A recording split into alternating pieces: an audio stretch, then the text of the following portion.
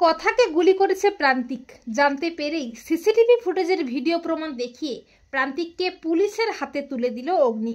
হ্যাঁ বন্ধুরা, আমরা এমনটাই দেখতে পাবো কথা ধারাবাহিকের আগামী পর্বগুলোতে। অগ্নিকে মেরে ফেলতে চিত্রা প্রান্তিকের সাথে চক্রান্ত করে। এরপর কায়দা কানুন ও কথা অগ্নি সবাই মিলে যখন আনন্দে মেতে ওঠে, ঠিক তখনই প্রান্তিক অগ্নিকে মেরে ফেলতে অগ্নির দিকে বন্দুক তাক করে। কিন্তু কথা দেখে ফেলে কেউ যেন অগ্নির দিকে বন্দুক তাক করছে। তখন কথা তার পাচক মশাইকে বাঁচাতে নিজেই গুলি খায়। কথাকে রক্তাক্ত অবস্থায় দেখে অগ্নি পাগলের মতো হয়ে যায়, কি করবে কিছুই বুঝতে পারে না। কথাকে তড়িঘড়ি করে হসপিটালে নিয়ে যাওয়া হয়।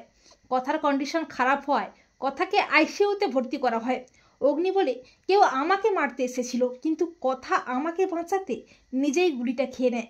অগ্নি বলে, কিন্তু কে কে আমাকে মারতে চেয়েছিল আমাকে জানতেই হবে, আর যার জন্য কথার এই অবস্থা তাকে আমি ছাড়বো না। এরপর বেশ কয়েকদিন পর কথা অনেকটা সুস্থ হয়ে ওঠে। অগ্নি কথাকে বলে, কথা তুই কি সেদিন দেখেছিস কে আমাকে মারতে এসেছিল? তখন কথা বলে, পাচক মশাই আমি ঠিকমতো মুখটা দেখতে পাইনি। তখন অগ্নি বলে, সিসিটিভি ফুটেজ চেক করতে হবে, তবেই আসল অপরাধী ধরা পড়বে।